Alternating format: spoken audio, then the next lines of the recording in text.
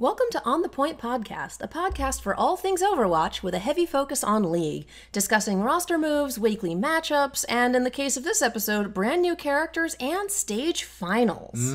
We got a lot to go over, and well, actually, we might get this done like in a shorter time space than we normally do, just because less. Don't jinx it. Every time you say that, Hey, we the go last for time, 2 hours. the last time I said that, I got everything that I had written done in like an hour.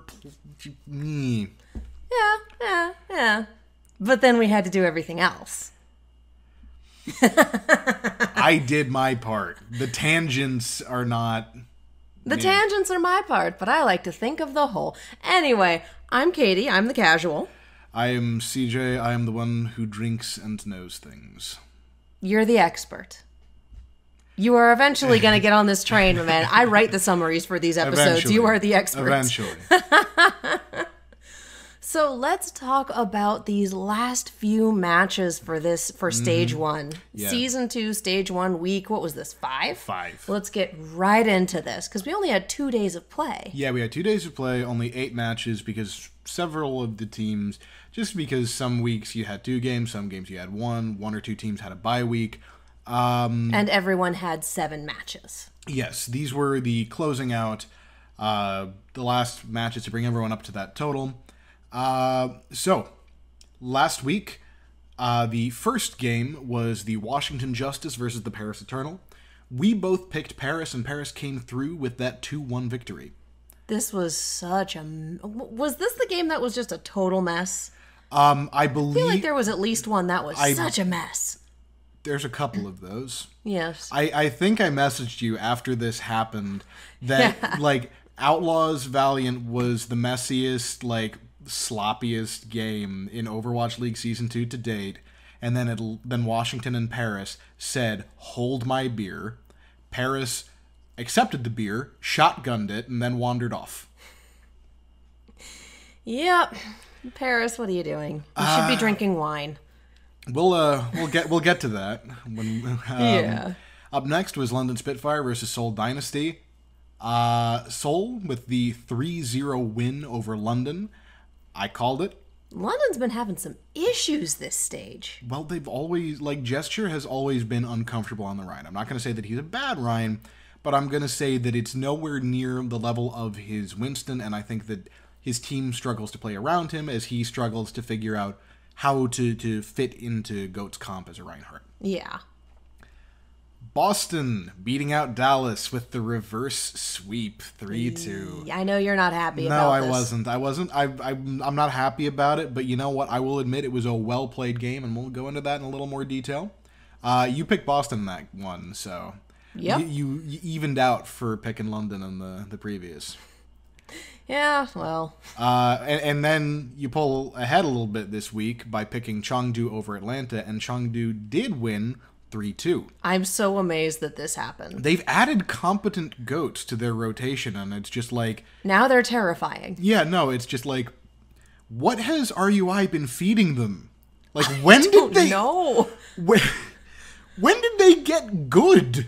Why didn't you add this at the beginning of the season and then be in the playoffs? I guess... Guys! Well, the thing is, I think maybe they only kind of got comfortable with it recently. That's probably it. Yeah, because, like, I'll admit, like, so we didn't see Eamon the fucking mountain of Overwatch League just show up again the way that he did in the Vancouver's game. But he looked good on Rhine. Oh, yeah. He had his shit together. Like, they're still definitely going for their lulzy crap more often. But, like, RUI found enough rare candies to, like, level this team up to the next, like, evolution state. And we might see them in stage playoffs next stage. Maybe. And then they'll have their missing tank player by that point, hopefully. Yeah, they'll have Jakiren. Yes. Although at this point, Eamon's just... Kicking ass, taking names, and he's all out of pass. He's getting it done. Up next, Philly Fusion versus Paris. We both picked Paris in this case, and we both picked wrong. Why did we do that? Basically, I think the general... This week put the final nails in the coffin of Paris Eternal's reputation, and it's hard to think about them the way that they looked before this point, where it looked like Atlanta being able to take the initiative, being able to tailor strategies to beat them. Basically, they took Paris outside of their comfort zone, beat them that way, but Paris, in general, up until this point, was a force to be reckoned with. They with. looked very comfortable and competent on goats. They looked like they knew what they were doing. And Fusion, by the same token, has been kind of uneven with it. Like, they're winning most of their matches, but it's messy. Like, there are a lot of fights that just come out and they should lose it. And they've had struggles and they've pulled it up because they're the most clutch team in Overwatch League. It's insane. Their ability to just, whenever the chips are down, just get shit done.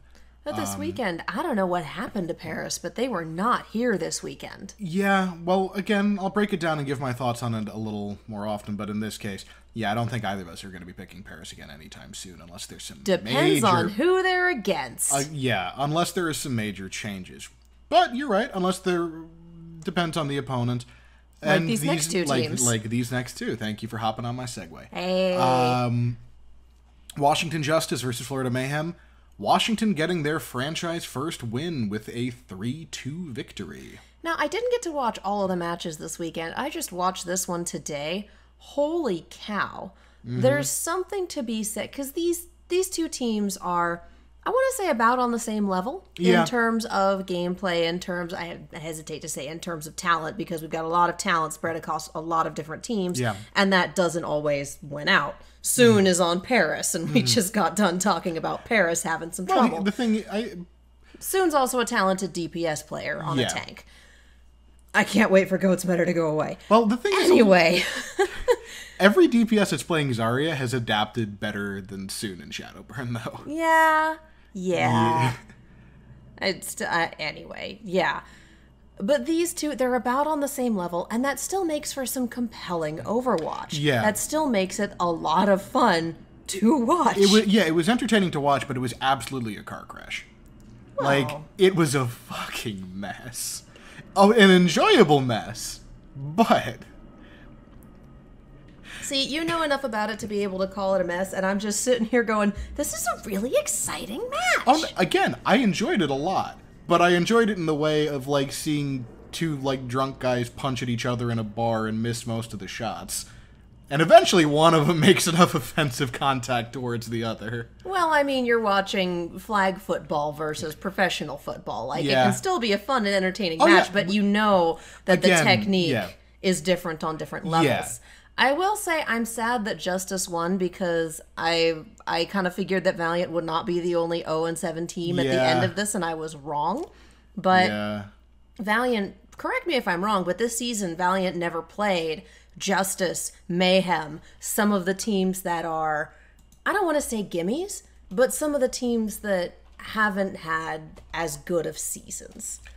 They've been playing some of the more challenging ones. They had a relatively hard strength of schedule, I think, and just to confirm that, let's go look at their Stage 2 results. Just pull that up. This is where it gets fun. So their first game, Hangzhou Spark, which... Hangzhou was still going strong at that point. This is the second game. This is formatted weird. Yeah. NYXL. So, Hangzhou, then NYXL, then Toronto. Then Vancouver. Then Guangzhou. Yeah. Good Lord. Then they had Philly. Houston. Mm-hmm.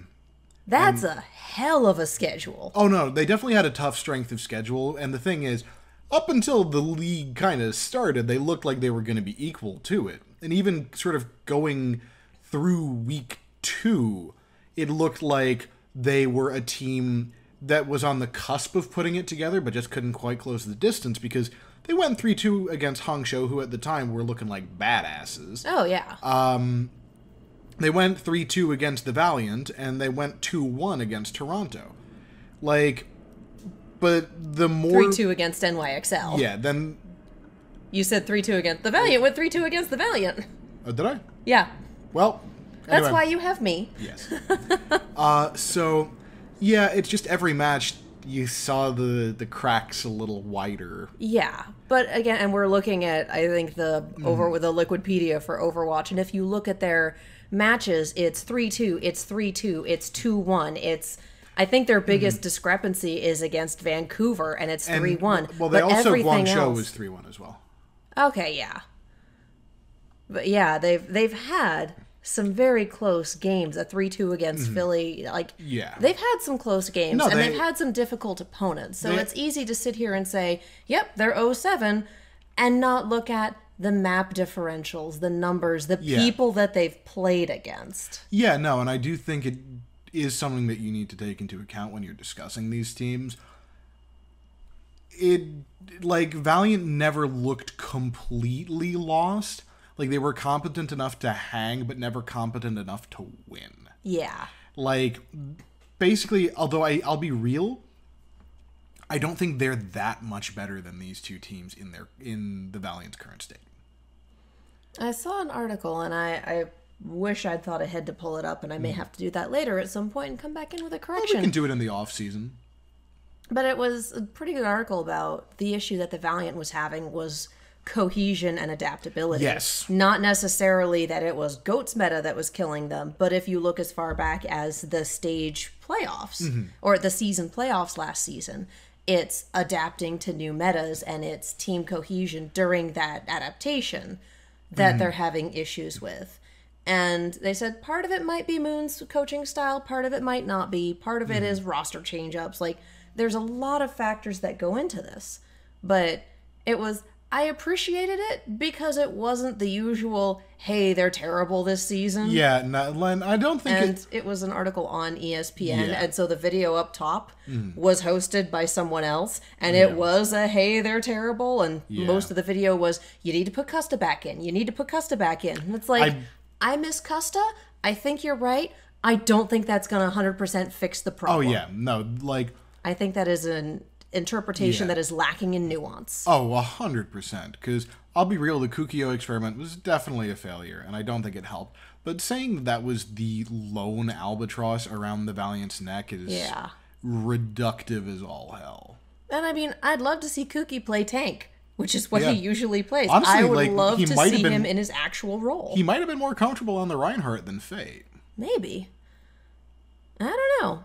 It's a whole lot of we'll see, and we'll have to see what the meta turns into this next season. Yeah, and I think it'll be interesting to see what Packing 10, their interim head coach, brings to the table in that regard. And who they hire for head coach, if they do find someone before Stage 2 starts. Yeah, that's going to be hard to find someone that good that you want them to be an Overwatch League head coach. That quickly. Get them over here that quickly to really 100% get them involved. Anyway, so that was the Valiant Power Hour right in the middle of our statistics. Anyway, next, Houston Outlaws versus Atlanta Reign. I wanted Outlaws to take this so badly. I had no hope that they were going to do it. I know, but I still wanted it. Yeah, I don't dislike them, but I'm just constantly frustrated by them. Yeah. Where it's just like, you never make the changes you need to truly be successful, god damn it. Or at least... I like you too much for this. Yeah, it's like, I have nothing against you, but the fact that you're just constantly, like, being like... The Outlaws are that meme of the dog in the cafe surrounded by fire. Just, this is fine. They're better than that. True. They definitely are. I'll give you that. But they never quite make the changes they need to win. True. And in this case, Atlanta beat them out 3-1. Because here's the thing. It's also Atlanta. Well, yeah, it's Atlanta, but the problem, I think, with Houston kind of comes down to the fact that when they want to run DPS comps, you have to put Jake on something that he's not good at. Because Jake's hero pool is weird and kind of incongruous. He can do Soldier really well, he can do Junkrat really well, he can do Genji pretty well. Those aren't getting used much in triple DPS comps or quad DPS comps for a reason. Yeah. And then when you have him on the Brig, he never seems to be quite in step with the rest of his team. Like, you'll see him die first in a ton of these fights. And statistically, when he goes down, the rest of the team tends to go down as well. Yeah. Which is odd, because usually it's the Zarya player going down that leads to team losses. Well, the thing is, when you're on Brigitte, you're still one of the major healing components. Oh yeah. Like Brigitte is a big chunk of the sustain for a GOAT's composition, and the other thing is Jake's one of their shot callers. Yes. Like he provides a lot of their on-field coordination, but he's uncomfortable in a lot of the roles they put him on. When you have Dante in, you know what you're going to be getting. Like when Spree and Cool Matter are in, you know what you're going to be getting. So just subbing them in at all clues in the opponent to here's what the comp's gonna look like. And the thing is, like, not to talk bad about them, of course, but like they're way less successful on the tank heavy comps than they are with the Sombra comp. Yeah. And so, you know, in the Sombra comp, it's like, okay, stuff Dante, we win. And then when it's the tanks in, it's like, okay, statistically, we do better at this than they do. Mm-hmm. It's a hard place to be for Outlaws because they've added a little bit of flexibility that I think can help them, but the fact is it's very predictable. And they're, as a team of specialists, because I think more than most teams on the league, Outlaws have players who are really good at certain characters, but not others that you would kind of want them to flex to, because Spree can pull out a decent diva, but he's known for being a motherfucker of Zarya. Yeah. Muma's amazing on the Winston, on the Ball, on the Orisa, but his Reinhardt, a little shakier. Cool Matt does diva. That's what Cool Matt do. Dante can do a pretty damn good Zarya, but it's Zarya, it's Tracer, or it's Sombra. Those are what he's known for. So basically, those pieces interlock in such a way that you kind of know what their playstyle is going to be based on who's in there. Yeah. And I think that predictability hurts them a little bit. Yeah. In that case, we both picked Atlanta. So here we are with Atlanta. And final match, Guangzhou Charge versus Vancouver Titans. Oh, yeah. Vancouver with the 4-0 that actually gets them the first seed over the NYXL. Hey. It's pretty rad. It's pretty rad, and it just makes me happy to see my Runaway Boys, like, doing this well. I feel like, correct me if I'm wrong, that's because Vancouver has gone to more map 5s and won them, thereby giving them a higher map count, correct? Well, no, their map differential is better. If they played more map 5s, that means they lost more maps. Ah. But let's just take a look here. NYXL 2-1 against Boston. 3-1 against Washington. Honestly, I'm amazed that Washington Valiant, took a map off them. 4-0 Houston. New York wasn't playing very well that first one. 3-1 over Toronto. 3-1 for Seoul. Over Seoul. 4-0 for Shock. And that's it. And then Vancouver, 1-4-0, 1-3-2, 1-3-1, 3-1, 4-0, 4-0, 3-2, 4-0. So it looks like Vancouver had more 4-0s. Okay. And also they didn't have a draw. That's true. Because draw takes that out of your count. Yeah. Good times, great oldies. Yeah. Still, the two terrifying juggernauts of the league. Make it through 7-0. undefeated. Yeah, Vancouver and New York. Adjusted batting average after this week of predictions. I am at 727. You are at 681. You have closed the gap a little bit, actually. Here's the thing. You're at 16 out of 22. I'm at 15 out of 22. Yes, that's what I'm saying. You're so closing, you're closing the gap. There's the decimal point, and then there's the fraction. Yes. And yeah, this was a week that had some weirdness, though. Like, it was a crazy week. Yeah. And also there were fewer maps. Yeah. So here's my question. Are we restarting our batting average with the next stage? We can. Or are we keeping it for season? I was planning on keeping it for season, but we All can right, adjust. well, no, let's keep it for season. Yeah, just keep it for season. Let it ride. I'm doing better than last season's Dragons, so you know what? I'm good. Yeah, you're on the board. Yay! So, yeah, some weird stuff happened this week, and I think just kind of going back a little bit, Paris looked rough. Yeah. Paris looked rough, like they looked like Boston after St. Patty's Day rough. Ouch. Or like Philadelphia after a sporting event, win or lose rough. Okay, but that's most cities after a large sporting Philadelphia sets themselves on fire whether they win or lose.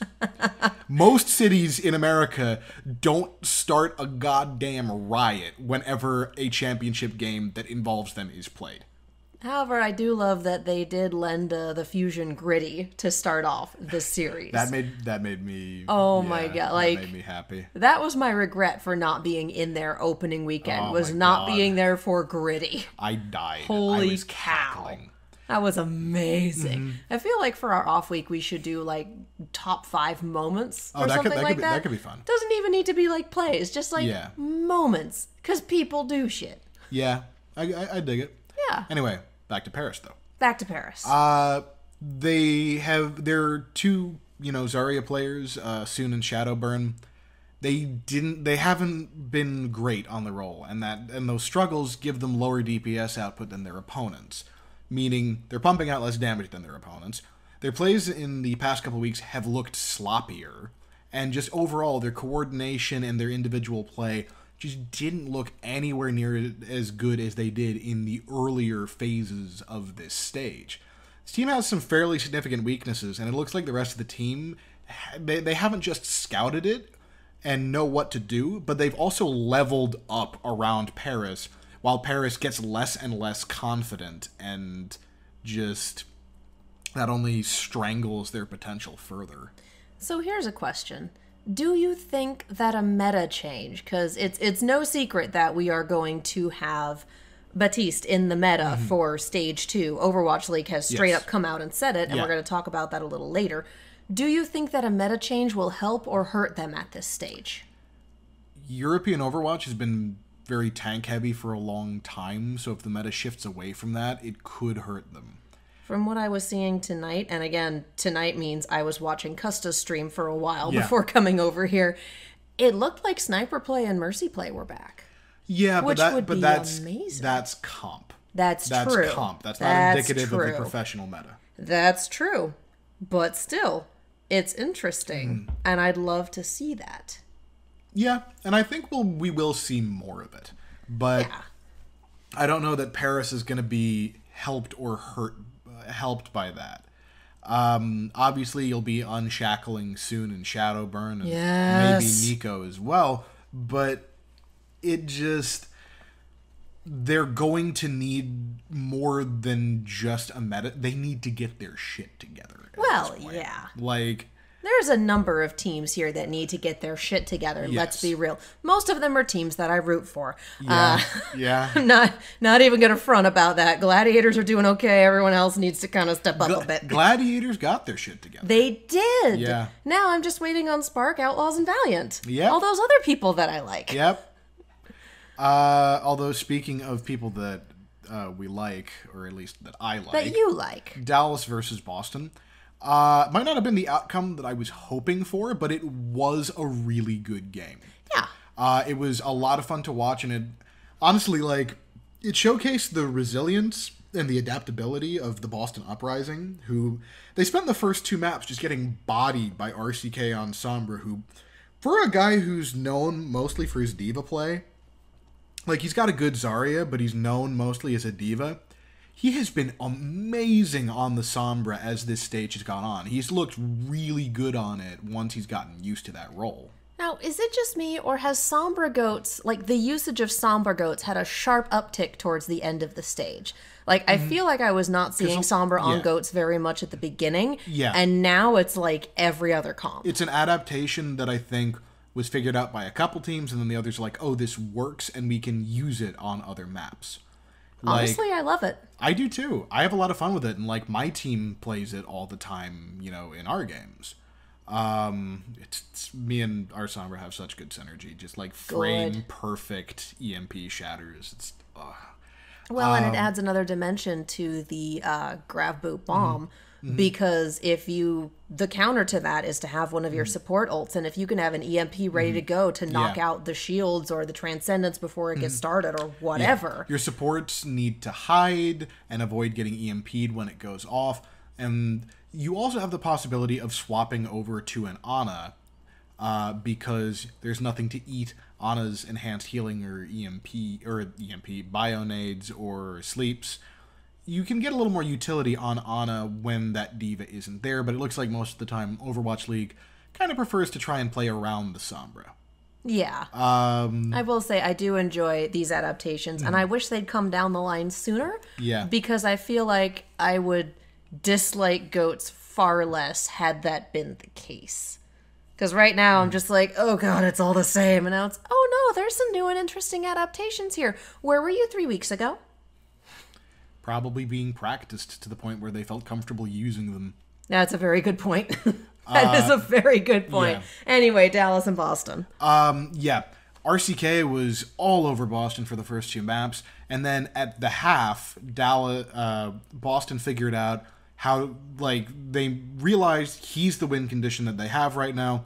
If we can make Sombra lose her value, Dallas is going to struggle, and they were right. Dallas looked kind of uncertain of what to do when RCK got stuffed, and they were forced to adapt on the fly. They hesitated in places where, they were hesitating waiting for him to make plays, which were harder for him to do because they were on his ass. And they kind of lost their rhythm, and they never quite recovered it. And the end result was a game that Boston managed to pull out by the slimmest of possible margins. It was a couple mistakes that made the difference between winning and losing. If AKM had landed that grab on Dorado, this might have been a 3-1 Dallas win. But we have a number of these games where it's a couple of mistakes that made the difference. Sometimes they're big ones, like the Shanghai C9, and sometimes they're little ones, like a grab getting eaten. I'm still not convinced that one would have changed just because of the ults that were online. Well, no, but that's what pushed it to a map 5. Oh, yeah, it would have been a map 5 either way, I think. I don't think... No, at that point... Dallas had EMP, and they were ready to come in. Literally, he had landed it on Shanghai's separated front line as the C9 happened.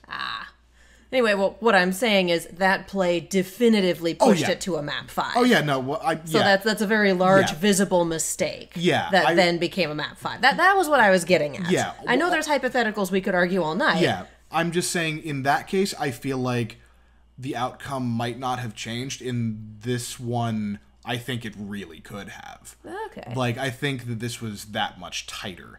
And I'm just saying we'll never know because we've seen enough teams recover from EMPs at this point. It's very true. That's my red versus blue coming out, calling it an EMP. All right. Yeah, but all the same, Boston looked really strong here. They proved that they are mentally tough and they're not going to let being beaten down break them mentally. And they proved that they were tough enough to, make it through to the playoffs and that they can adapt. The question is, can they adapt fast enough and to make it through the playoffs? To make it through the playoffs against teams that, as much as I love Dallas, that are performing better than them and seem to be able to adapt to play a little more than they are right now. We'll have to see. Are they... Boston's not seeded directly against one of our juggernauts, are they? Actually. Oh, well, then they might be fucked. Yeah. Yeah, no, they're fucked. Yeah. Sorry, Boston, you did really, really well on that one. Thinking you made it to the playoffs, but for those of you who don't, they're against Vancouver. Yeah, Boston, I love you. You're looking at a map 5 at best, but Vancouver. Man. Yeah. Anyway, Washington versus Florida, kind of the last one I wanted to go over today that we didn't kind of cover, talking about other stuff. It was, and again, this sounds very dismissive, but when I say that it was kind of a battle for the bottom of the barrel. Well, and this is why we do this podcast from 2 different perspectives. Because, I want to go again, because I've said it 8 times. I had a lot of fun with this. This was a really enjoyable series. Yeah, no, I'm not here to argue with you. I'm saying that because you know more about this, because you know more about the technique and the strategy and whatnot, you're able to look at this and say, there's sloppy play, there was this, there was that. Like, you're able to pick up on these things. And I am the casual and just kind of sitting back going, wow, this is a really exciting match. Yeah, there's some mistakes here and there, but that was a really good turnaround. That was a hell of a play. Would you look at that? So there's no correct way to look at it. There's no correct way to enjoy a match. Oh, yeah. Like, I'm not going to say if a match is, like, sloppy, you know, don't dare enjoy it. Because, dude, if it's fun... Like, things don't need to be good to be great. You can enjoy a McDonald's hamburger, goddammit. Yes. And this was a McDonald's hamburger of a match. We've had some filet mignon matches, but this was a McDonald's hamburger, and sometimes you really just want that McDonald's hamburger. Yeah. It was even red and yellow. Hey! People have been calling Florida the McDonald's team. Which is ironic considering DeFran's on Atlanta. But yeah. He has the alt account Burger Flipper. DeFran has said some things recently that I had some hope for him, and then he said some shit, and now I'm just kind of like, nope. Anyway, Washington and Florida, the McDonald's match. Yeah, it was messy on both sides, and Florida just ended up making more mistakes that they got tagged for, and that kind of surprised me because they looked better against stronger teams than Washington did. Like, they looked like they had a better chance against, other teams in their matches, and it's hard to say because of that whether this is like an accurate indication of where these teams are or whether it was just one of those days. Yeah. Washington does have something they can look forward to, like, unequivocally though, which is that they're gaining a new support player. They've got Arc from the NYXL, who was originally rumored to be going there anyway, like when Washington got announced and they picked up Jonas and... I can't bring myself to say Giannis just because it's based off of the god, which is pronounced Jonas, despite the fact that Koreans pronounce the single J as a Y. Which is why you need two J's for things like Jonak. Yes, it's not J. Jonak. It's Jonak. But yeah, just didn't end up happening for whatever reason. But they got him over there now. And it's unclear exactly how he's going to fit into the lineup. But I think he's going to be starting in that main support spot over the two guys that are already there, Fazix and Hyanu. He'll take both of their places. No, I'm kidding. And I think that he's being brought in because Justice's existing support line has been one of their biggest problems in the stage. Like, so they're the Dragons 2.0, except they got a win on the board. Yeah. Well, Dragons in Florida both had that problem. True. And then Dallas had that for like the first half of the season as well. But Guido is a competent Zen, but not on the level of like the monsters that every other team has. And he's also not... His ultimates are almost always questionable to me. Yeah? Yeah, if you watch them closely during a lot of their games, you will see them pop both support ults in one fight. Oh, yeah. And you'll also see times where Guido gets pressured and he pops it to stay alive, despite the fact that an enemy ultimate that you would kind of need the trance to counter it. It's like, he doesn't get the peel and then panic ults. Okay. And that's not good. Yeah, it's not a good reflex. Yeah, but, I'm not here to dunk on Guido. Like, there was problems all around.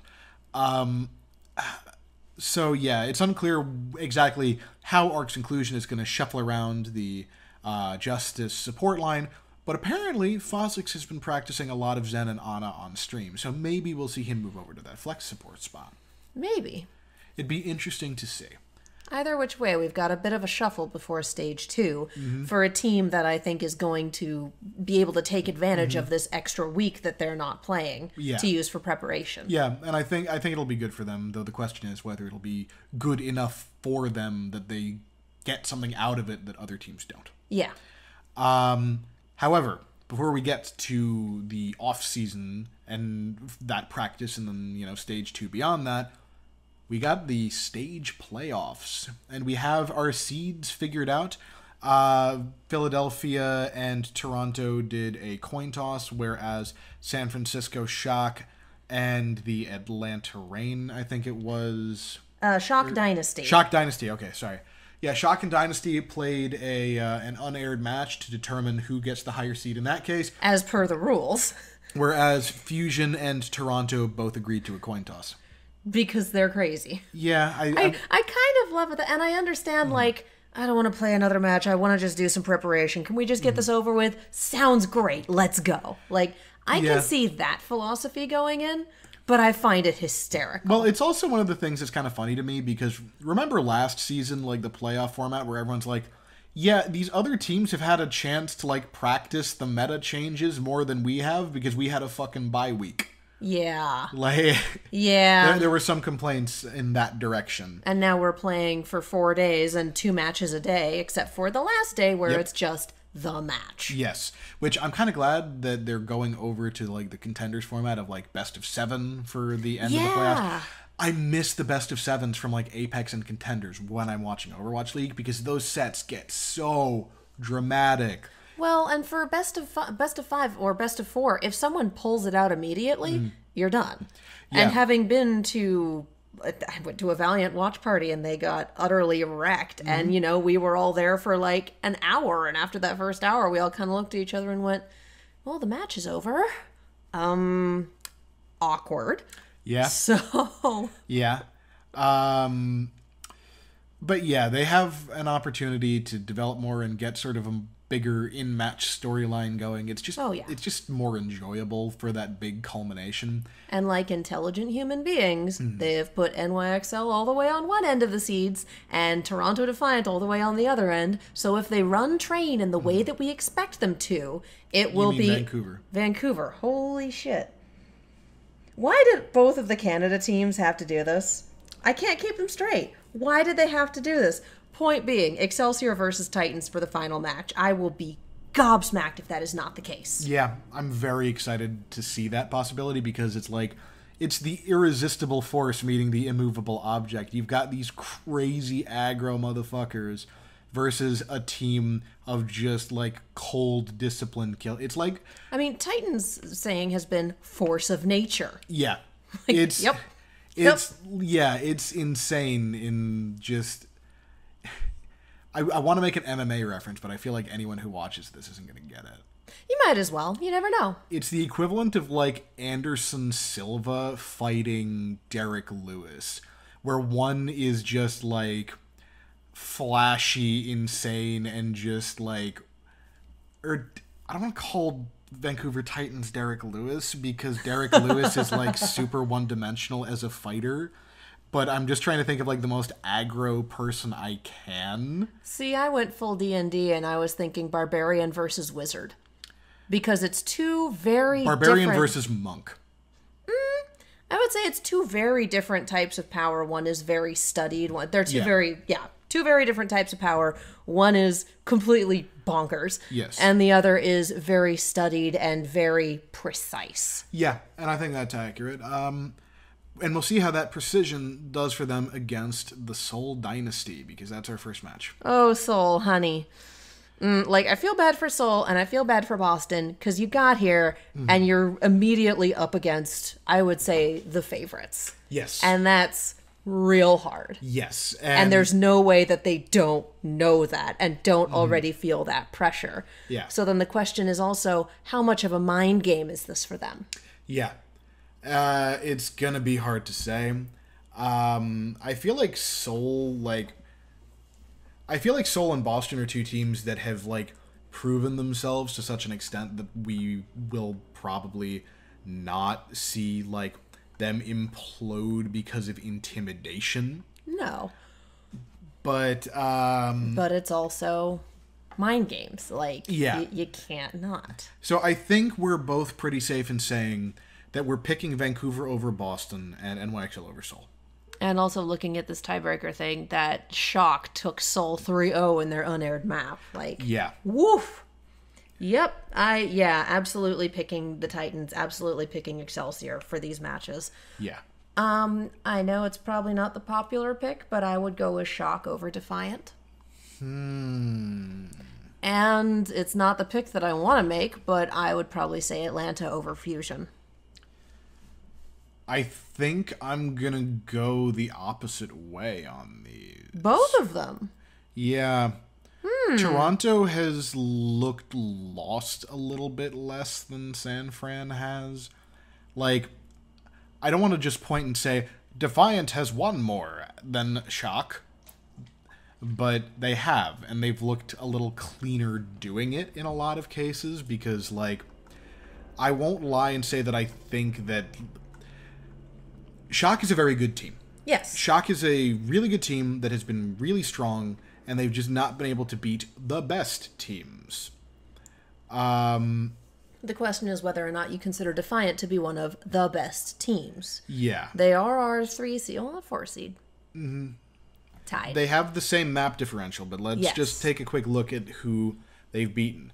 Toronto went 3-2 against Houston, then came back with the 3-1 loss to Atlanta. Yes, they came back with that. Yeah. 2-1 over the Valiant. 1-3 NYXL. 3-1 Boston. 3-1 Chengdu. And I need you to scroll down more. And 3-0 Hangzhou. And yeah, I think that's all we're looking at. Yeah. We missed one somewhere, but... Meanwhile, Shock looked really good in that opening against Dallas. Yeah. They ended up losing out to Gladiators 3-2. Which means you know it was a hard match. Yeah, of course. 3-1 Vancouver. Yeah, 3-1 to Vancouver. 3-1 over Spark, rather. 4-0 over Washington. 4-0 to New York. Which is not 4-0 surprising. Yeah, getting 4-0 by New York. 3-1 over Paris. 3-1. So, like... So they're solid. I mean, we're talking about the playoffs here. Everyone's solid. They've both played the best teams in the league and been competitive with them. Yes. It's hard to say, but I feel like just because... It's a hard match to call. It's a hard match to call. The match after that is a little easier to call because whoever it is will be facing Vancouver. Yeah. But... Well, yeah, and like... I feel like, basically, based on the, it's a hard match to call. I think I'm gonna go San Fran on that one, but I think I'm gonna go Fusion for the Atlanta versus Fusion game. That's literally exactly what I picked. You started off with saying you were going to pick the opposite. I thought you said you weren't. Oh, that's right. No, I did pick Atlanta. Yeah. Yeah. I kind of talked myself out of Defiant in the moment, but I think, just because I feel like the strength of schedule San Fran had was harder, and they've come out as good, but I feel like Toronto has kind of leveled up a little bit more. Oh, I'm straight up going to say, I don't have a horse in this race right now, and Shock is as close as I get to that. Yeah. They are my friend's team, and so I'm like, that's okay. They're my team now. I'm with you. Yeah. California people. We're going to stick together. But I think Fusion's going to beat Reign. Just because Reign has been very up and down. Like, the thing is, they've looked strong, and I don't think they've ever had a match where they've been completely blown out or anything. Gladiators. No, that was against Toronto, wasn't it? I'm losing my mind. Well, no, Gladiators did have the 4-0. Yeah. But I feel like that was closer than the scoreline made it look. Not on some of those maps. In most cases. But here's the thing. On Busan, like, it was still, like, Gladiators might have won at 2-0, but you can have close 2-0s on a control map. Yes. Rialto was the only one that I think was just a complete beating. It was. They haven't had a match where they've been completely just destroyed and made to look utterly weak. But I feel like because they struggled in that match against the Gladiators, because they struggled in that match against Chengdu, oh, that's right. Chengdu, really? Yeah, with the 3-2 nail biter. Like, that was a thing. It was a good match. Chengdu's been so much fun to watch. They have. Honestly, I only gave a damn about them in like the past 2 matches. I'll be real. I cared about them because they were playing something completely different, and that made things a lot more entertaining. And then they started pulling it out, and then that became, oh, okay, yeah, I might start wearing some black and yellow, and I never thought I'd say that. But yeah, here we are. Yeah, like, to me, just playing a different comp isn't necessarily super interesting if you're not making it work. And a lot of teams did figure it out when... Oh, yeah. It's just like... I don't have a problem watching GOATs because there's a lot of little stuff that makes it interesting to me. Like, I understand why people get tired of it, but at the same time, like, just being different isn't enough to, like, win me over in that case. Like, you gotta show something, and they fucking showed something in these past couple matches. Bacon Jack has been playing his face off. Yeah, no, like I said, RUI's kept that steady stream of rare candies going. They have continually looked better and better. Yeah. And they've hit the point where I just can't help but fucking respect them at this point. Anyway, I think you might have convinced me to go for a Fusion over Rain. Yeah. Not hard, because I'm not super fond of Rain to begin with. So yeah, Atlanta Atlanta may have come up with more like inventive kind of play to stifle their opponents, but they've also been beaten more by opponents that I think probably shouldn't have taken them to the cleaners like that. Yeah, that shouldn't have beat them out. Whereas Fusion, despite their sloppiness, is a little more consistent.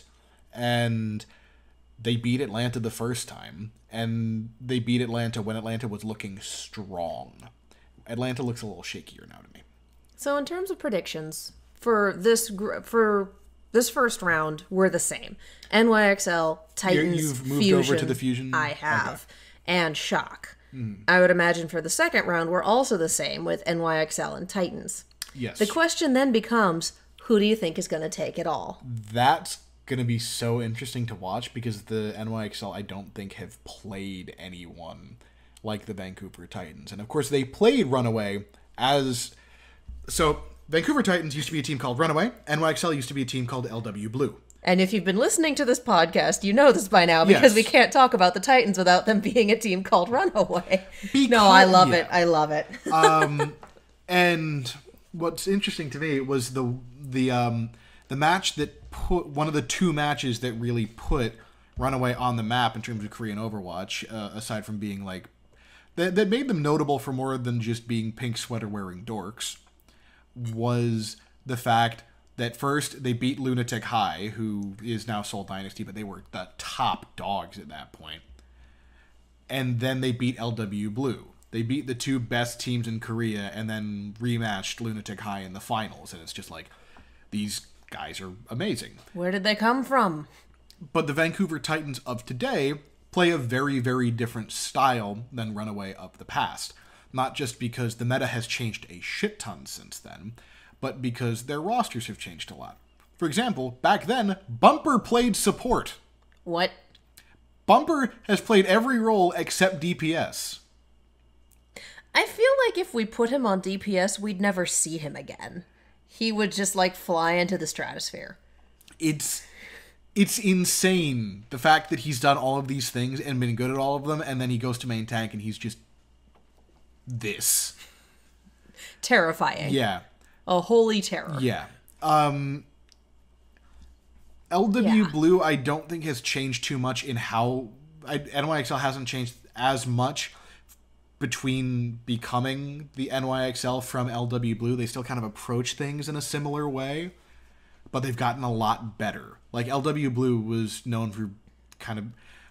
Before Runaway took the title, like, they were always the bridesmaids, never the bride teams. They were always, like, the ones who looked super strong at the start and then kind of petered out. Whereas Runaway would make it to the finals and then just never quite inch over the finish line. But so then, yeah, it's hard to say. Do you think that NYXL's experience on the Overwatch League stage, in stage finals, in season finals, etc., Do you think that their experience will come into play here? Do you think that'll make a difference? It's a curveball question, isn't it? It is. And the thing is, I don't know that stage experience is going to matter between these two teams because they've both played on stage for so long. This is true. And they've both had, like, wars on stage. Like, I'll say it again. Korean Contender Season 2, 2018.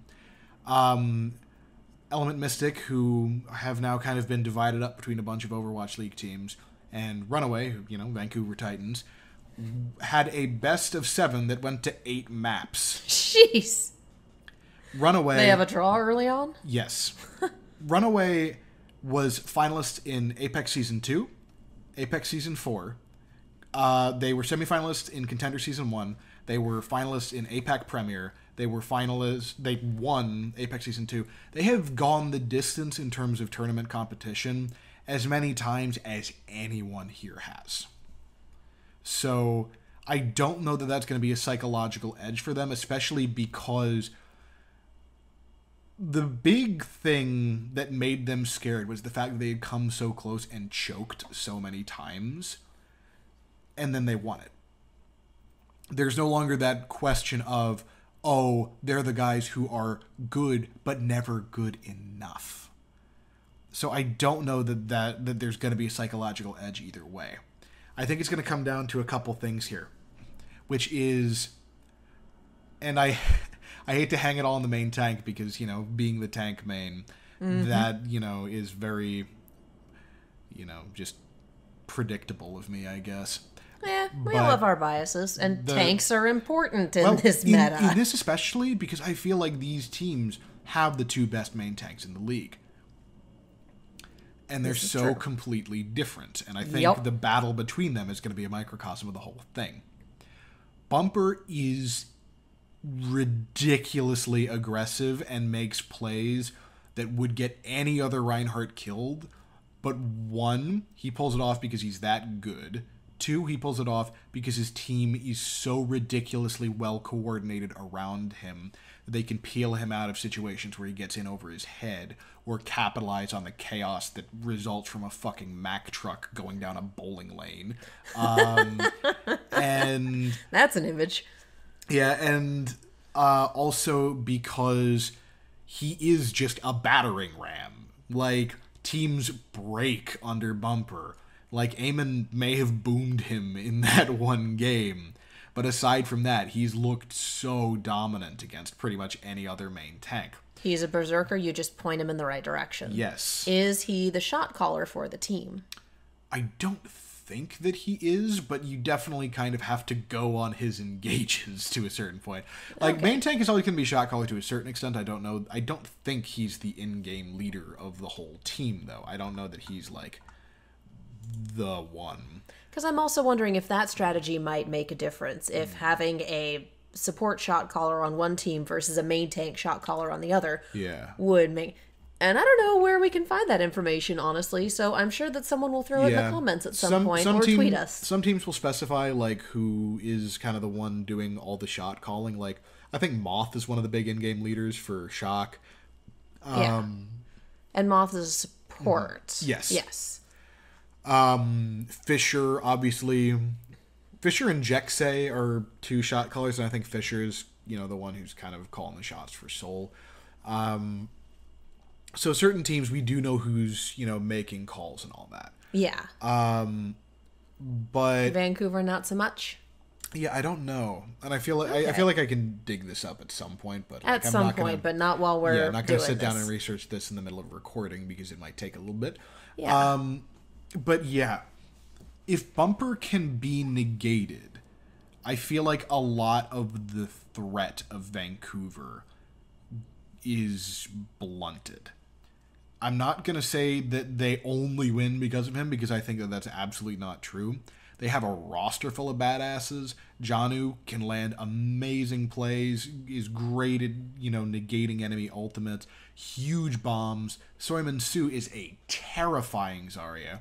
Haksal always seems to be in position in order to negate the negate enemy ultimates or like ready to meet them with that Brigida shield. Slime is great, just in terms of helping get his team where they need to be, landing boops and stuff. Twilight doesn't put out quite as much damage as someone like Jonak, but he's really good at making sure the right targets are getting hurt, and his team can capitalize off of that. But Bumper is, I think, the key. And if NYXL's cohesion and focus can take Bumper out of the fight, I think NYXL has this. So the question is really, it's order versus chaos. Can they withstand the tempo that Vancouver is going to bring to the fight? See, and I'm going to come down on the side of Vancouver. I'd like to see them take it. I was going to call it for Vancouver as well. All right. Not just... So we're pretty much in agreement for all of our predictions here. Yeah, pretty much. Yeah. It's going to be some interesting finals. Yeah, I'm so excited to see that happen, and I will be so shocked if that is not the final. Yeah, oh my god. It's obviously not impossible, because these are really good teams in here. Yeah. But these two have just looked like they're on another level. They both have 0 loss stages. Yes. And admittedly, that's a little easier to do when you have 7 matches instead of 10. I think only one team... They look like they could have done all 10, though. Oh, yeah. But I'm just saying, in terms of statistics, I think only one team managed to do that last season, and it was Boston. It was just Boston. Because that included the finals as well. And then immediately afterward, you had Gladiators and Valiant both go 9-1. Yeah. In the next stage. Yeah. It was, those were super close. Yeah. So close to a 10-0, and now we have an 0-7. How the mighty have fallen. Yes. I hurt myself sometimes. Have fun at In-N-Out. Yeah. Everyone else can fuck off. In-N-Out is actually good. I know it's a joke, but it's good. Hey, dude, I'm from New York. Like, the amount of, like, whenever I'm coming out here, like, everyone being like, oh, you gotta go to In-N-Out and all that. And, like, I'll be like, personally, In-N-Out is very good. I still like Five Guys better, but... Enjoy your Five Guys. Yeah. There's one down the street. Yeah. That's part of the good part of living in LA. Oh, you want to go to this place? If it's a chain, there's probably one down the street. Yeah. If it's a specific location, there's probably no parking. It's harder to find good pizza, though. It depends on what you define by good pizza. Good pizza. You did say you were from the East Coast. I'm from New York. You're from New York. Yeah. And I'm from... essentially the Rockies. Yeah. I grew up on Pizza Hut. I am not picky. I'm not going to say that I don't enjoy Pizza Hut, but it is not good pizza. Are you going to say McDonald's is a good hamburger? Yes. It tastes good, but I wouldn't call it a good burger. Very few things are a good burger, if you will. Quote unquote. Yeah. I will say that no place else has given me stuffed crust to my satisfaction, and you can always win me over with extra cheese. Okay, I'll agree with you on that one.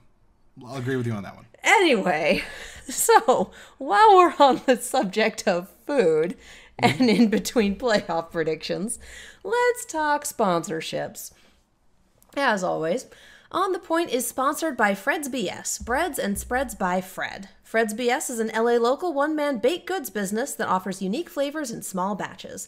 Whether you're looking for homemade jams, brownies, blondies, or brown sugar buddies, the best cookies you've ever had, Fred's BS can provide. All products are made in small batches with fresh ingredients. Nothing is ever frozen, and Fred provides a plethora of flavors that can't be found in stores, like the aforementioned brown sugar buddies or his strawberry peach paradise sunrise jam. Also, if you're LA local, you can choose pickup instead of delivery and get your goods even sooner. Head to fredsbs.com and use coupon code ONTHEPOINT for 20% off your entire order.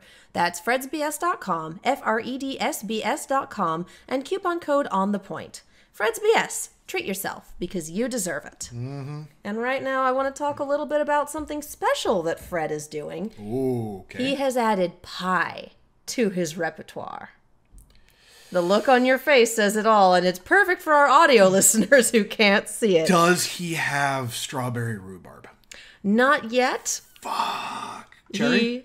Right now, it's a fresh apple pie. Like, he just added them. Yeah. So, at the moment, they are locals only. They are pickup only. Mm-hmm. He's still working on ways to figure out how to deliver them. It might be a frozen delivery. It might be something else. But right now, if you're LA local and you want yourself a damn good pie, fredsbs.com, y'all. I had some last night.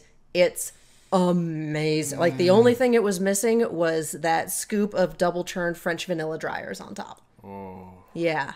Ice cream. I already haven't eaten dinner, you motherfucker. It's a very cinnamony warm apple pie. Okay. Because, a lot of apple pies are really heavy on the apples and can be a little lighter on the spices. This one has, for me, the perfect balance because I love getting that hit of cinnamon. And it just, it's so good. So, those will be, if you are interested in a pie from Fred's BS, follow the Fred's BS Instagram. They will be on the shop at some point. We are also starting to go into seasonal flavors for some products. So, keep an eye out for those. Nothing to announce for that yet, but keep an eye out because there will be some new stuff coming down the line. I am legitimately excited because I am hungry. The pie is amazing. Yeah. And the crust is just buttery and great. Oh my God. Anyway, yeah, fredsbs.com, fredsbs.com, coupon code on the point. Do the thing. Treat yourself. It's real good. And support us. Yeah. Give us money. So, let's talk some news. Because about 5-6 hours ago, Overwatch League, the people who are writing for the Overwatch League site have been on their game. My God, Captain Planet and his stats breakdowns have been just perfect. He's great. Just he's so perfect. So if you haven't read any of the stats breakdowns on the Overwatch League website that Captain Planet, the guy who writes those little pop-ups that come up in the bottom right corner at the beginning of matches with the fun facts, that's him. He does that. Yeah. Read the full articles. They are so interesting. Also follow him on Twitter. Yeah, he's hilarious on Twitter. Yes. But we have a brand new article called What's New in Stage 2. And there's a lot to go over there. First of which is that Stage 2 is going to be played on patch 1.34. Baptiste will be playable. I'm very, very excited for that. And again, this is what I've been asking for ever since we knew that he was coming down the line. Yeah, I want him. I want to break goats. Let's go. Let's do this. Let's have some fun. So, Baptiste is going to be playable, and it also comes with a whole bunch of other tweaks to characters' abilities. Ana gets a slight nerf, Doomfist gets a little bit of a buff, Hanzo, Lucio, McCree, Mei, Moira, Orisa, Pharah, Soldier, Sombra, Torbjorn, Widow, Wrecking Ball, all of whom are getting some amount of reworking done. I haven't gotten to explore all of them. I played a bit of it today. The one that I found interesting, because I haven't had a chance to play it today yet, but the one that I found interesting is that Widow's ult stops when she dies. Yeah. That's new. And I am intrigued by this. Yeah. That's going to be interesting because I feel like it puts a bigger target on her back. Like, I think that's a bit of a nerf that it'll be interesting to see how that gets exploited if we do, in fact, see more DPS play coming out. I would love to see a return to sniper meta, especially with the commentary about the damage cube and being able to snipe, to headshot a tank through that damage filter. Yeah. I would not be surprised if we at least saw some experimentation with sniper meta. And I think it is way too early for there to be a set competitive meta to be brought out for Stage 2. I know that people have been playing on the PTR. I know that people have been playing on the PTR. I know that people have been kind of getting used to Baptiste. But with this and with all the adjustments, I am fully expecting Stage 2 to be chaos in terms of what is the meta, what are we running, what are we doing. I want it. I'm very excited by it. There's a reason that I've enjoyed watching the Hunters this season. I don't think it's going to be chaos. I would like it to be not goats. That's my bar.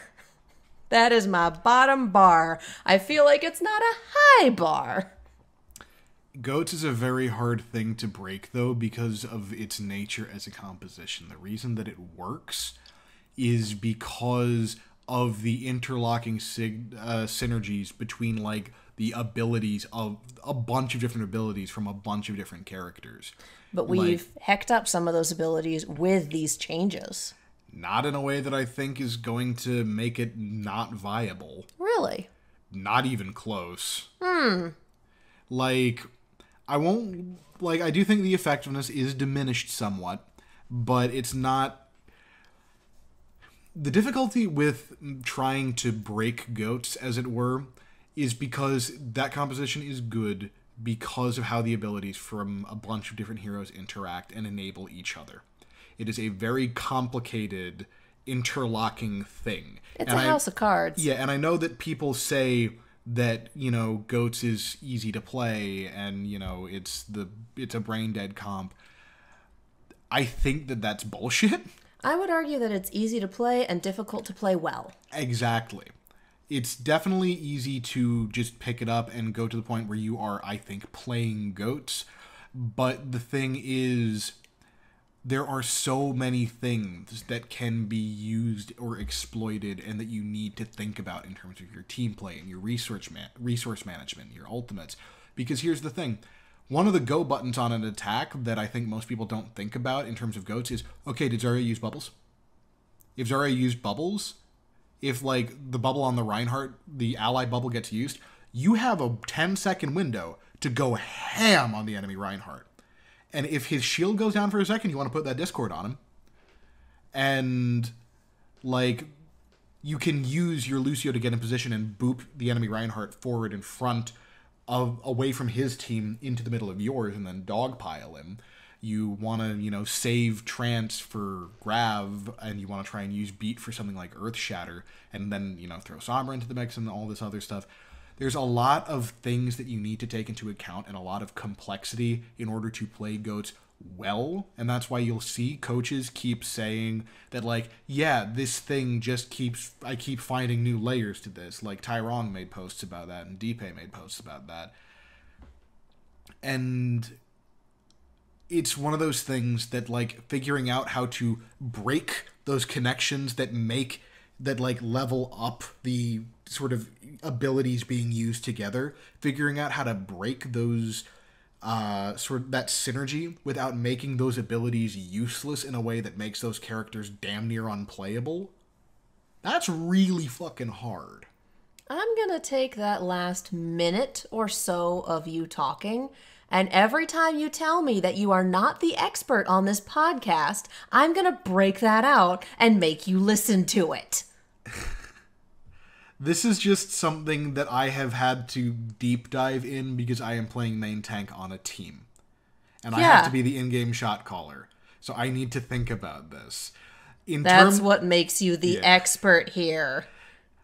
I don't expect you to be the expert for the entire world, but in the terms of this little 2-person podcast, you're the expert. Anyway, I just want to see something new happen. Anyway, I don't think that this is going to break goats. I still think goats is going to be completely viable. However, DPS getting strengthened is going to enable, I think, more map-specific pocket picks. We might see some different varieties. We might see some different variations based on what map we're playing, but I think that goats is still going to be the default. I don't know if it's going to be as omnipresent, though. Yeah, I feel like we could come up with, just using Baptiste, using the different way you can partner his ult with others, I feel like you could come up with a good counter meta to goats. In the same way that rolling out a Brigitte strat will wreck dive every time. That just she as a character can stop dive in its tracks. I would think that if you have Baptiste and you partner with a sniper, with a very damage-heavy DPS, with something, that you would be able to find a way to take out some tanks, and then goats goes down.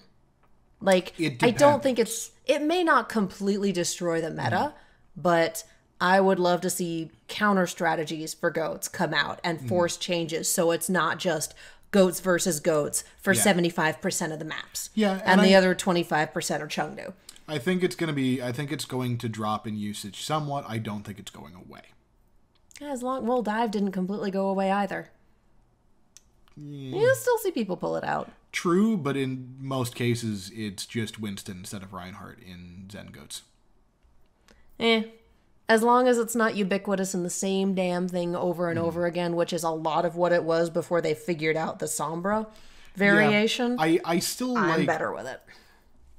I still personally just don't have a problem with seeing it, despite I would like to see more variety, but I don't have the disdain for it that I feel like a lot of people do, just because when you get into thinking about the mechanics of how it plays, it's genuinely, there's a lot to look at, and it's kind of interesting to see how people will, like, see a mistake and fucking pounce on it. Like, when you really, like, look at those interlocking parts, it is kind of fascinating. But and this is where we, again, pull the line between the expert and the casual, and your different levels of being able to see something and enjoy something. Yeah. And again, that's not a bad thing. Yeah. That's just two very different approaches. And again, I'm biased because I play Reinhardt, and this meta is the first time I've gotten to play Reinhardt in ages, which is so nice. This is true. But again, this is true. But again, I played Dive for like 5 straight seasons and played Winston, and I didn't bitch about it. Anyway, so that has been your GOAT's deep dive. Yes. Let's move on.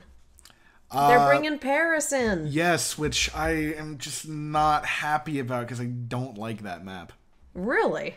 Oh my god, it's the worst of the worst aspects of 2CP in terms of playing it. Really? It feels like Hanamura point A and then Anubis point B. No. That's how it feels to me playing it. Oh no. Have you not played it yet? I haven't played in forever, man. My computer is getting worse. I currently have a fund to replace my computer because I am at the point where it is unable to do the things that I need it to do. And I am looking at gaming laptops that are on discount, but it's still going to be probably another, at the rate I'm going, 4 months before I've got the budget together for it. So I can play, but it's rough. And given my schedule and that I need to stop everything else on my computer in order to play Overwatch. Yeah, that's less than I don't ideal. get to play as much. Yeah, less than ideal. And the sun is slightly warm. Yeah. So, no, I haven't played Paris. Yeah. I haven't played Baptiste. I haven't played Overwatch since, like, God, I think I logged in once during Chinese New Year. Yeah. But yeah, I love it, but I don't get to do it very often. I'm not a fan of Paris as a map. I think it's a very pretty map that visually is very well designed, but I don't like how it plays. I will be interested to see what happens with it, though, just to see if they find a way to deal with it. They're going to find a way to deal with it that's, interesting because they're so good at figuring out what's ideal for maps. But, I don't like it. So everyone's kind of got their map that they think is the worst, or their map that they hate. Like, a lot of people, Rialto is the map that they just don't want to deal with. Which is funny to me because I actually really like Rialto. Well, for me, it was Anubis for the longest time, and then they rolled out Junkertown, and I went, oh, no. Which is why I'm laughing that... Was Junkertown played at all It wasn't in the map pool, I don't think. I want to see it in the map pool for the finals. Because I am an awful human being. I don't mind Junkertown so much now that Bastion isn't, like... Now that the pirate ship bullshit isn't used all the time. Point A is still the literal worst. Like, I'm a support main. Point A is the literal worst. Junkertown. Yeah. So my question is, has Paris become that for you? The worst map? Horizon Lunar Colony before the changes might still be a little bit worse, but in terms of maps that are playable right now that I just don't want to play and that just make me go, it's probably Paris at this point, yeah. Okay. And I mean, they gave us what the Stage 2 map pool will be. So 12 different maps in the map pool for Stage 2. Lijiang, Oasis, and Busan. Yeah, on Control, which is going to be... Those are all maps that I quite like. And I think that there's solid. A lot of room for variation between them. Because with Busan, you have room for, DPS heavy comps. With both Oasis and Lijiang, there's room for pharmacy play, depending on which round you're getting. So you could see more DPS heavy comps in those cases. And they're just fun to play. I personally prefer Nepal over Busan, just generally speaking. I like its locales better. Yeah. But that's me. Yeah, I like Nepal a little better, but I don't dislike Busan. I enjoy it just fine. Yeah. And then we have Paris, Anubis, and Hanamura for Assault. So they've removed Horizon Lunar Colony. Yes. So no more yeeting the tanks into space. Sadly, because that was some great comedy. That was so frustrating for me because the whole time I'm like, why the fuck are you going out there? Don't ever go out there. It almost never works out well. What are you doing? And then hybrid, we've got Blizzard World, Eichenwald, and Kings Row, which, yeah, I'm down. 3 maps I really, really like. Yeah. I still don't know Blizzard World as well as I should, because I, again, with my weird playing schedule, missed the heyday where it was in the arcade, and you could just play it all the time. So, yeah, but it's a fun map to play. It's got some real weird gameplay on Point A, and I'm glad they made those adjustments. Yes. And then on Escort, we've got Junkertown, Watchpoint Gibraltar, and Rialto. See, I'm intrigued by this. The removal of Route 66. Yeah. And Dorado. So, yeah, it'll be interesting. It will be, and... Rialto's just all right turns. Well, half of them are left turns. Right, it's all left, right angles. Left, right, yeah. It's all right angles. Yeah, there's not as much curve to it. Honestly, I had more fun with Rialto playing it the other way through during the Blackwatch event. I just quite like Rialto because it was always a thing that enabled me to play Ryan, and I like a lot of the hard points that you can hold. Yep. It just feels good from that perspective for me. Okay, and then, we're putting Junkertown back in rotation. We'll see if Gladiator still likes running the Bastion on there, because they would default to that shit all the time. We'll see. Yeah. Could you imagine Bastion and then Baptiste's damage I don't thing? Want to. Pirate shit. I don't want to. Man. I have shields. Yeah.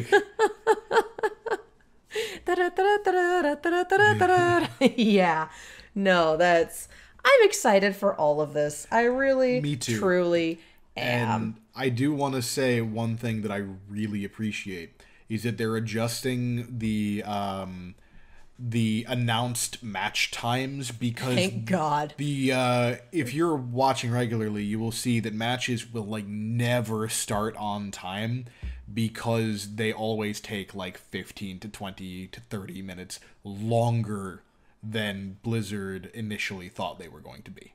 Yeah, I feel like, because they said they were anticipating matches to take 90 minutes, and then matches are typically 105, which is an extra 15 minutes, and I can understand not wanting to give slots the full 2 hours, because not everyone goes to a map 5. Sometimes you get just a complete ridiculous blowout, and you are done in 85 minutes with commercials. Yeah. So, yeah, man, that was a joke, but they really do have commercials. But that doesn't seem to be the case. Yeah, we've had so many map 5s this season. Well, it's not even map 5s, it's just... Even when it's just for maps, the games are almost never 90 minutes. Oh, yeah. We've had a few where they were less than 90 minutes. Again, we've had some blowouts. Oh, we've course. had some... Yeah. Did they just take that entire map in less than 60 seconds? Yeah. Holy actual hell. We've had games like that, but those are the exception to the norm. Yes. And we've had so many games that went to extra rounds. You'll see 4 and 4 on... Assault maps, you'll see... Well, yeah, 2CP's the curve killer. Yeah. Assault's always the one that takes that much longer. But we've also had some payload maps go through, you finish, and then you go another point or two. True, but not as regularly. This is true. Regardless, they've been running longer. I would need to look at statistics for Season 1, but I'd say just given the pattern that we have so far in Stage 1 of Season 2... I think, just pound for pound, we've had more map 5s. We've had more, we need to do another round. Yeah. We need to do 2 more rounds. There's less for Overwatch going on. Yeah. The teams have a little more parity. Yeah. Both because... But even if we've seen 4-0s, we've seen some really hard-fought games. Where it's not just... where the score at the end says 4-0, but it's not... O's for all of the maps on the losing team. We will see that sometime. Oh, yeah. I mean, you do get that, but that's the exception, not the norm. It's one of those things where, yes, this team is 0 and 7, but look at all the maps they fought. How many times did they go to a map 5? What were the individual scores? Yeah. The deeper you get in there, the more you get a better story. That is not a good sentence, but you know what I mean. Yes. Layers like onions. Yes. So yeah, long story short, they're given more time. We really need more time.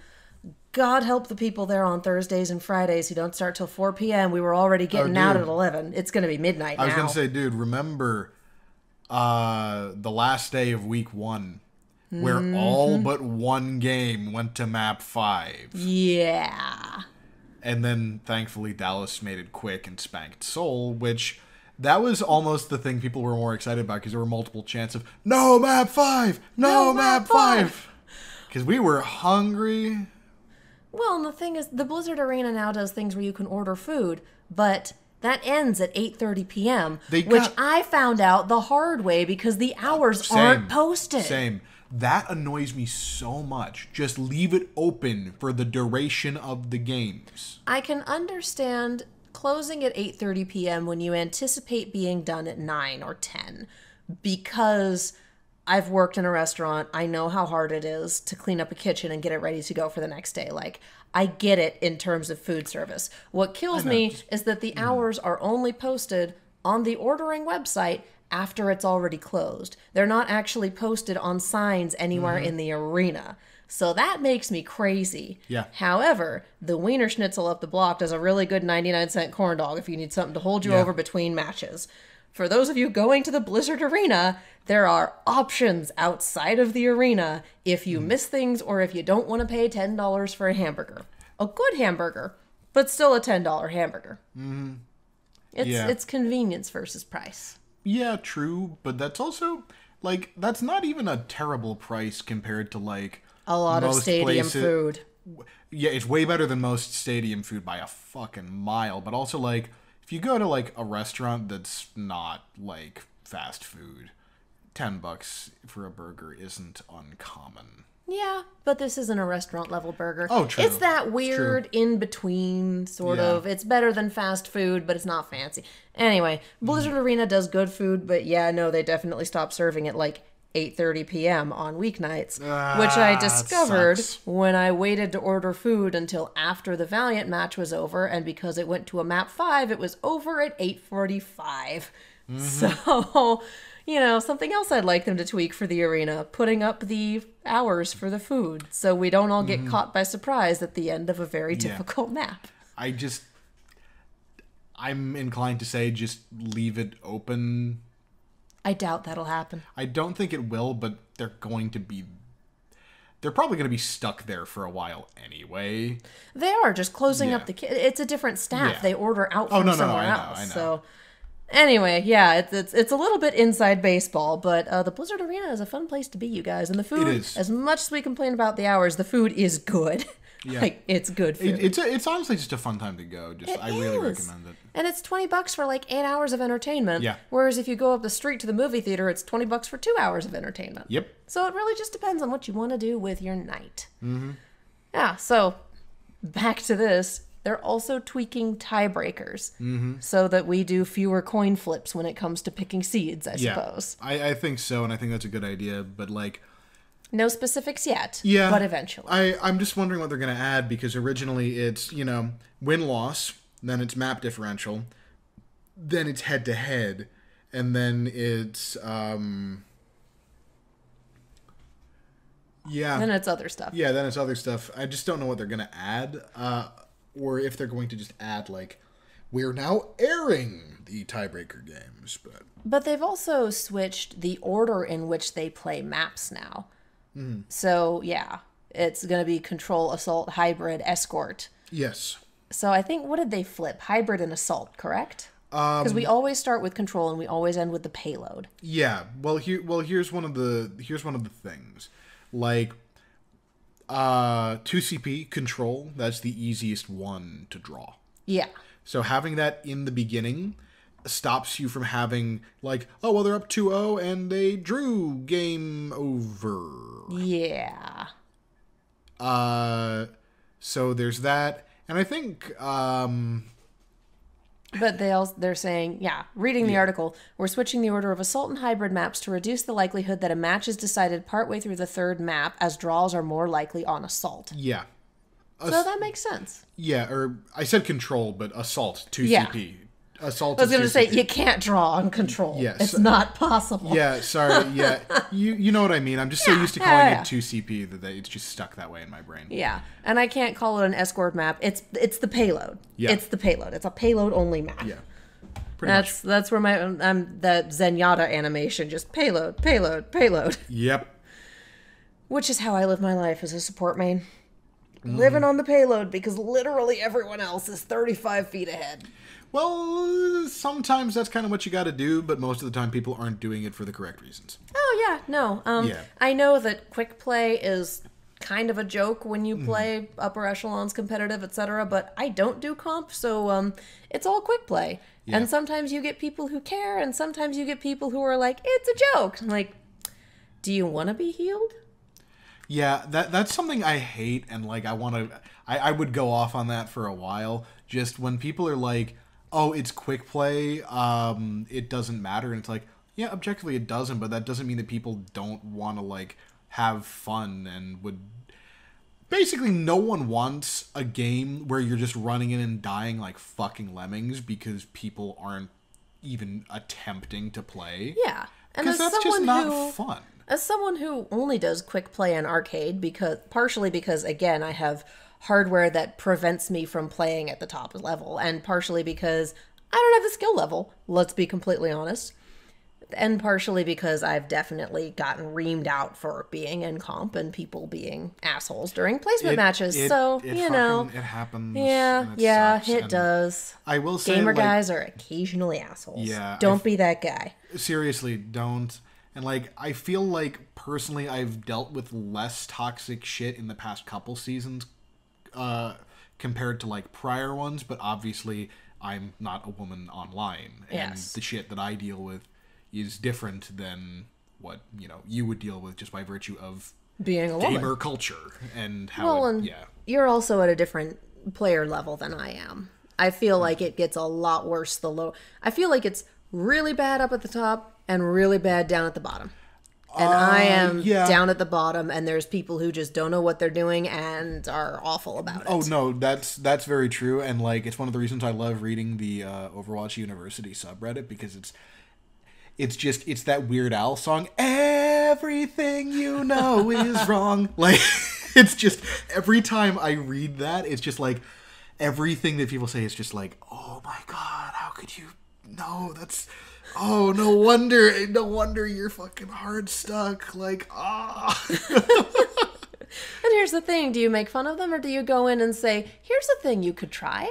I generally don't do either because a lot of the time, because one, I'm not an asshole and I don't feel like just dunking on them, like that does nothing for me. Well, no, here's a thing you could try is supposed to be helpful. Well, I'm saying, like, making fun of them is the asshole thing. Ah, yes. The reason I don't go in and try and give alternate suggestions is because they don't listen. Oh, well, like, what's the point? They don't listen. They're like, no, that's dumb. You're dumb. And it's like, all right, have fun being in fucking silver. Like... I just remember... You're saying that to someone who has never finished her comp matches, replacement matches. Well, yeah, but I'm saying... Can't even call them the right name. I'm saying that because they're trying to figure out how to be good at the game and actively making the wrong decisions and refusing to listen to people. Like, I'm not going to say that I should be, like, a fucking coach and tell... I'm not saying that my knowledge of the game is perfect or anything, but I know how to play better than a silver player because I have been out of silver for like 10 seasons plus. You know what you're doing. Yeah. At the very least, I know the mistakes that you are probably making and how to avoid them. Like, GMs and top 500s and stuff know more about the game and have better mechanical skill than I do. But the principles that get you to the point where you're playing, I don't want to say correctly, but competently, are fairly universal. Like, basically, when you get to a certain point, the people above you are just doing what you're doing, but smarter and better. Whereas, when you are below a certain point, you're just not playing in a way that... You're not doing what your role should be doing. And that's the thing that, like, when people are stuck in, like...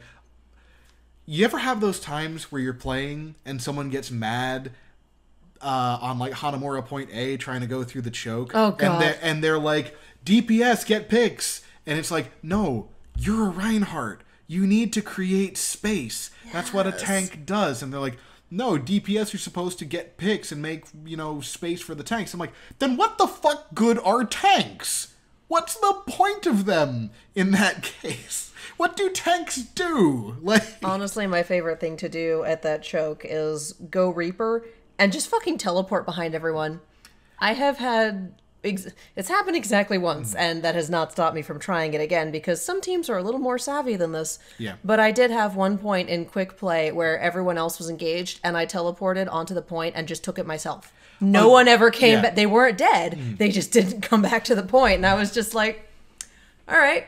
Did the little dance emote, just kind of fucking chilling. I love that. Completely took point A all on my own and went, I am getting a gold for objective time. Yeah. Not for kills, but for objective time. Yeah. It'll never happen again. But it was hilarious. It's hard to... It's rare that those things happen, but when they do, they're so much fun. Oh my God. It was just like... I'm so sad that none of my... Well, if any of my friends were playing with me at the time, it wouldn't have happened. Because we work pretty well together. Yeah. But... I'm so sad that no one's here to witness this, because this is the greatest moment of my Overwatch life. No, I completely... That's why I love playing on like a team and getting games streamed, because usually the cool shit I do get streamed, although I'm so mad because in the... So I play in Overwatch Pretenders, I've mentioned it a couple times, and we had a game recently... Tell us your team. Mercury Cougars. We had a game recently against a team called Action News Team. That's a name. Yeah. Or I think this was the Alpine Wolves game, actually. But we were playing it was on King's Row, and I do the fucking most big brain play I've ever made in my entire life, and nobody noticed it when it happened. Like the camera was like, you can see it happening in the background, but the commentators didn't notice at all, and I'm like, you're fucking main tanks! You're supposed to be paying attention to me! Like, I have a hammer! Pay attention to me! What happened was, and then I'm gonna stop... And then I think we need to wrap after this, because at this point we are just shooting the Overwatch shit. Yeah. What happened was... So, we're playing... it's Somber Goats versus Somber Goats. We're going into point C of King's Row. We just lost a fight. We're backed up. We have EMP and Grab. They have EMP and Shatter, I think. Or they have EMP at the very least. And so we're going in for the engagement, and we're like, we just got to make sure that we don't get EMP'd and, get immediately destroyed afterwards. So their Sombra pokes us in the back. We scare her. She TPs back. And I see where she's standing. She's, like when you're coming in... That little, like, platform with the stairs that, wraps around the far side for... So I see her up there getting shots while their team is, like, lining up, like, and we're kind of jockeying for positions ahead of the fight.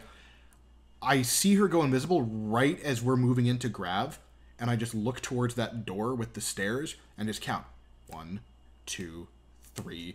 Our Grav hits, I charge in the opposite direction of our Grav and land a prediction pin on an invisible Sombra with EMP. Nice! It is the best thing I've ever done, and nobody noticed. Well, yeah, she was invisible. Yeah. Yeah, but it's like the win condition for the fight, and I just fucking destroy it instantly. I want to get their VOD, like their recording... their perspective of that match, because I want to hear the Sombra's reaction to that so bad. What? Well, yeah, the casters were probably also looking at the Grav, which presumably is where the action would be. Yeah, and if you watch it, you can see the Grav hits, and you just see me, boo, off the screen.